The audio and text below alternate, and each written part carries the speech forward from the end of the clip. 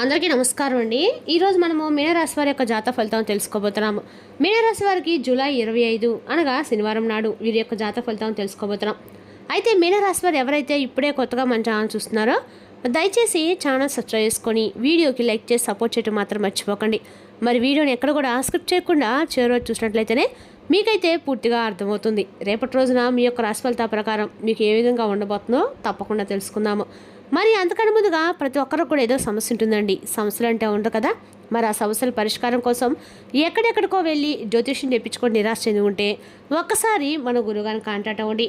శ్రీ మైసమ్మ తల్లి జ్యోతిష్యాలయం అండి. మన గురుగారు కేరళ తాంత్రిక విద్యతో స్త్రీ పురుష వశీకరణ చేస్తారు. ప్రత్యేకమైన హోమాలు చేసి భార్యాభర్తల సమస్యలు, కుటుంబ సమస్యలు, ఆర్థిక సమస్యలు, విద్య, ఉద్యోగం, వ్యాపారం ఎటువంటి సమస్యలకైనా 100% పరిష్కారం చూపిస్తారండి. మన గురుగారు గుప్త నిధులకి ఎలాంటి సందేహాలున్నా కూడా పూజల ద్వారా పరిష్కార మార్గం చూపిస్తారు.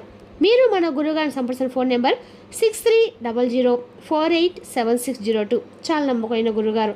సమస్య మీది పరిష్కారం మాత్రం ఖచ్చితంగా మన గురుగారి దగ్గర అయితే కలదండి. ఒక్కసారి నమ్మకంతో ప్రయత్నించండి. మీకు ఇప్పుడు మీన రాశి యొక్క నక్షత్ర ప్రభావం రేపు రోజున మీన రాశి వారికి శుభప్రదంగా ఉంటుందండి. నిలిచిపోయిన పనులు క్రమంగా పూర్తి సూచనలున్నాయి. కుటుంబ సభ్యుల యొక్క సహకారం లభిస్తుంది. అనుభవకుల యొక్క సలహాలు మీకు ఉపయోగపడతాయి. ఇక మీన రాశి యొక్క నక్షత్రాలు పూర్వభద్ర 4వ పదము, ఉత్తరాభద్ర రేవతి నక్షత్రాలు ఈ యొక్క మీన రాశి పరిధిలోకి వస్తారు.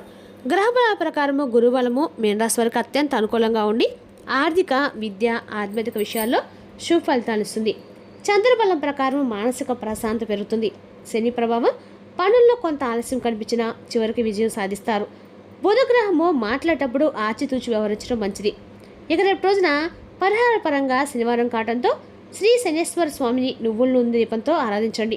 శ్రీ మహావిష్ణువు లేదా సత్యనారాయణ స్వామి నామస్మరణ చేయడము శుభప్రదము. నల్ల నువ్వులు లేదా మినుములు దానం చేయడం మంచిది. ఓం నమో నారాయణ మంత్రము 108 సార్లు జపించండి. ఇక రేపు రోజున శ్రీ మహావిష్ణువు, సత్యనారాయణ స్వామి అలాగే శ్రీ శనేశ్వర స్వామి ఆరాధన చేయడము అత్యంత శుభప్రదము. వీరి అనుగ్రహంతో ఆటంకాలు తొలగి మనశ్శాంతి మరియు కార్యసిద్ధి కలుగుతాయి. ఇక రేపు రోజున అదృష్ట సంఖ్యలు 3, 7. అదృష్ట రంగులు లేత పసుపు, ఆకాశ నీలం. శుభ సమయము ఉదయం 9 గంటల నుండి 11 గంటల వరకు. రేపు మీన రాశి వారికి మధ్యము నుండి శుభప్రదమైన రోజు. సహనము, భగవంతునిపై విశ్వాసము, ఆచితూచి తీసుకునే నిర్ణయాలు మీకు మంచి ఫలితాలు ఇస్తాయి.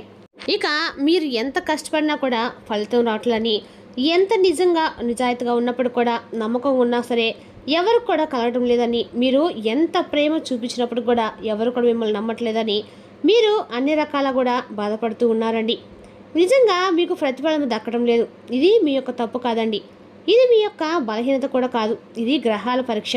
కాబట్టి ఒక గట్టి పరీక్ష అనేది భగవంతుడు ఇప్పటి వరకు మీకు కూడా పెట్టాడు. మీ ఓర్పుని, మీ సహనాన్ని, మీ నిజాయితీని అన్నిటి కూడా తూకం వేశాడు. మీరు ఒంటరిగా ఏడ్చిన రాత్రులు ఉన్నాయి. ఎవరికి చెప్పుకునేటువంటి బాధలు ఉన్నాయి.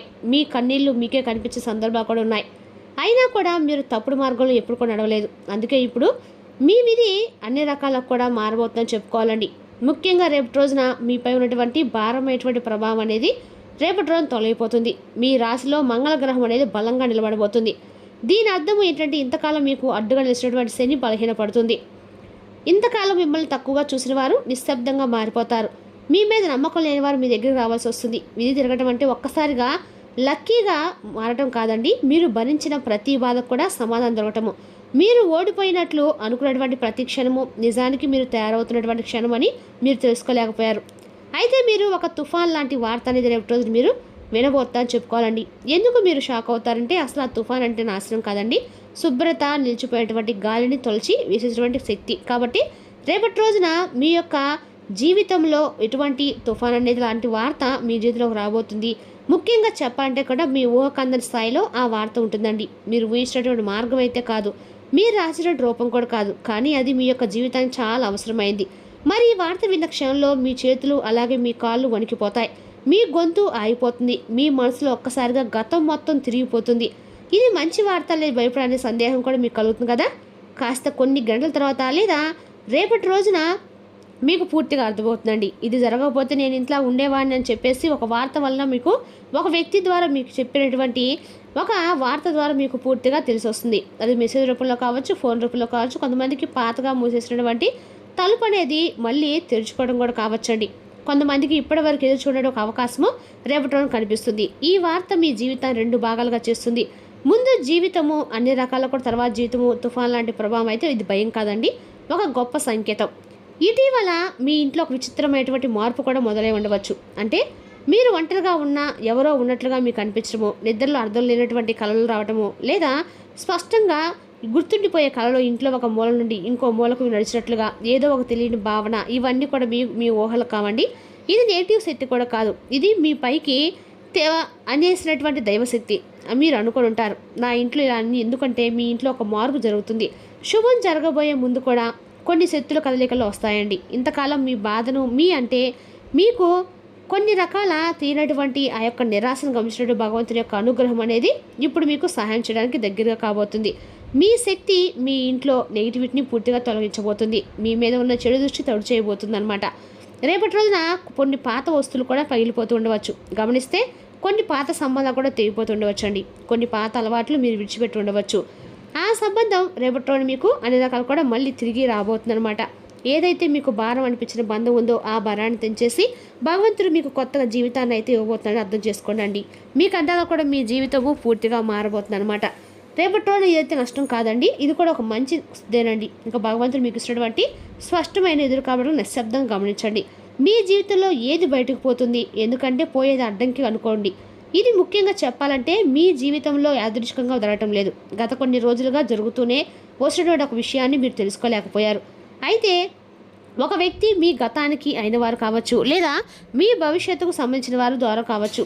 ఆ వ్యక్తిని మీరు నమ్మరండి, అలాగే పట్టించుకోరు. కానీ వారి మాట మీ గుండెలో ఒక గాయంలాగా తాగుతుంది. లేదంటే వారి మాట మీకు ఒక గొప్ప సలహా కూడా అనిపిస్తుంది అనమాట. ఎందుకంటే వారు చెప్పేది నిజం. ఆ వ్యక్తి మీకు సలహా ఇవ్వరు, మీ తప్పు మీకు చూపిస్తారు. కేవలం ఒక విషయం చెప్తారు, మీరు ఇప్పటి వరకు చూసినటువంటి దారి తప్పని. కొంతమందికి ఆ వ్యక్తి వల్ల ఒక నిజం బయటపడవచ్చు, కొంతమందికి ఆ వ్యక్తి అబద్ధం కూలిపోవచ్చు. మరి ఆ వ్యక్తి మీ జీవితంలో శాశ్వతంగా ఉండకపోవచ్చు, కానీ అతను వచ్చినటువంటి పని మీ జీవితాన్ని మలుపు తిప్పడము, ఆ తర్వాత వారి వల్ల మీ జీవితం మారిపోతుంది. మీ ఇంట్లో అడుగు పెట్టబోయేటువంటి ఆ వ్యక్తి ఎందుకు రాబోతున్నారు, అసలు ఆ వ్యక్తి మీరు ఊహించని సమయంలో రేపటి రోజున మీ ఇంట్లో ఎందుకు పడుతున్నారు, అతను రాక ప్లాన్ చేసింది అయితే కాదండి, అనుకోకుండా వచ్చినట్లుగా ఉంటుందన్నమాట.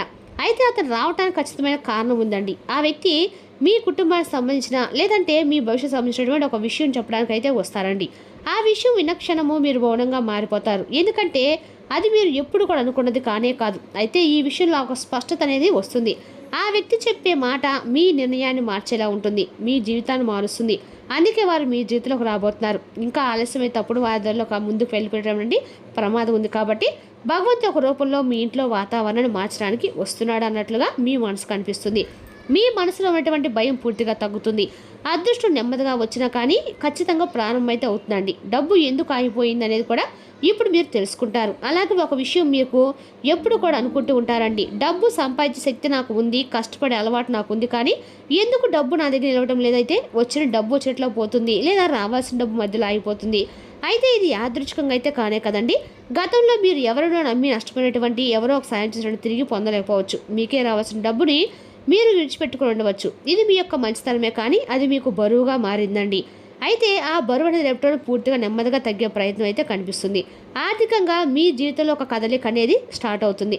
పాత బాకీలు గుర్తొస్తాయి, ఎప్పుడో మర్చిపోయిన డబ్బు విషయాలు తిరిగి చర్చకు వస్తాయి, లేదా ఎవరో మీరు ఊహించే సమయంలో రేపటి మీకు సాయం చేయడానికి ముందుకొస్తారు.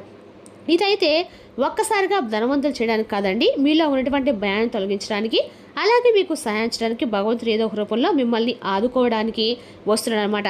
అలాగే ఇప్పటి వరకు మీరు డబ్బు గురించి ఆలోచిస్తూ నిద్రపోయినటువంటి రాత్రులు ఉన్నాయి. ఇప్పటి నుండి ఆ రాత్రులన్నీ కూడా పూర్తిగా మీ యొక్క మనసుకు ప్రశాంతత ఇవ్వడానికి వస్తాయండి. మీరు డబ్బులు వెంబడించడం కాదండి, డబ్బే మిమ్మల్ని వెంబడించుకుంటూ వెతుక్కుంటూ వచ్చే దిశ. ఇది ఒక విషయం అయితే గుర్తుపెట్టుకోవాలండి. వచ్చిన డబ్బును భయంతో దాచకండి, అహంకారంతో ఖర్చు పెట్టకండి. సమతుల్యతో అదృష్టాన్ని మీరు నిలబెట్టుకోవాలి. మీకు విలువ ఎందుకు రాలేదు, ఇప్పుడు ఎందుకు వస్తుంది అంటే కెరీర్ జీవితం ఎప్పుడు కూడా మీకు పెద్దగా ఆనందంగా సాగింది లేదు. మీకంటే తక్కువ పని చేసిన వాళ్ళు మీకంటే ముందుకు వెళ్ళారు, మీకంటే తక్కువ అర్హత ఉన్న వాళ్ళు కూడా మీకంటే మంచి గుర్తింపు పొందారు. అయితే ఇది ఖచ్చితంగా మీ లోపం అయితే కానే కాదు, మీరు నిశ్శబ్దంగా పనిచేసినటువంటి వ్యక్తులే.